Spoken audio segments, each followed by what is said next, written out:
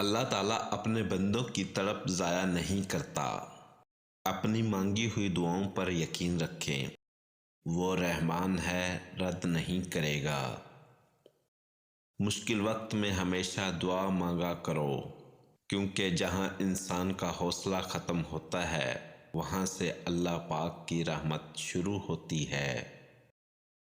اپنے اس تڑپ دل کو سمجھا دو کہ اللہ کے فیصلے ہمیشہ ڈھیروں خوشیاں لاتے ہیں، پس تم صبر کرو اور پھر اپنے اوپر اللہ کی عنایتوں کو برستا دیکھو۔ اللہ فرماتا ہے، سب کو چھوڑ کر اعتبار کر لو مجھ پر، یقین کرو کہ میں اپنے وعدوں کا بڑا سچا ہوں۔ عورت کے جنازے میں گھر کے افراد کہتے ہیں، میت کا منہ ڈھانپ دیں، غیر محرم نہ دیکھیں۔ اللہ کی قسم، زندہ کے لیے بھی یہی حکم ہے۔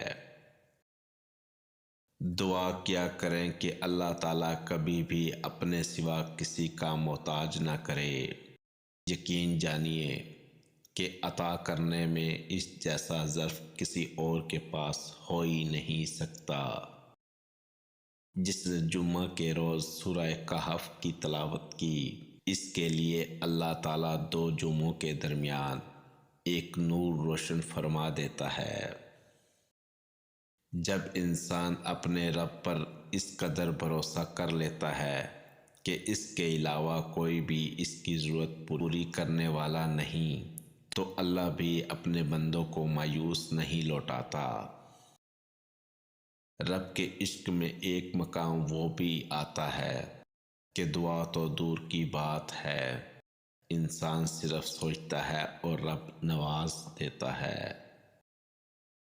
جہاں اتنا مانگا ہے وہاں ایک بار پھر مانگ لو، ممکن ہے یہ تمہاری دعا آخری ہی معجزوں کی دعا ہو۔ زمین پر محل تعمیر کرنے کی فکر کے ساتھ ساتھ مٹی کے نیچے بھی محل بنانے کی فکر کرو۔ اللہ ہم سب کو قبر کی سختی سے محفوظ رکھے، آمین۔ اللہ کے فیصلے پر مطمئن رہیں، کیونکہ اللہ وہ نہیں دیتا جو آپ کو اچھا لگتا ہے، بلکہ اللہ وہ دیتا ہے جو آپ کے لیے اچھا ہو۔ سب راستے بند ہو سکتے ہیں، لیکن رب کی رحمت کے دروازے کبھی بند نہیں ہو سکتے۔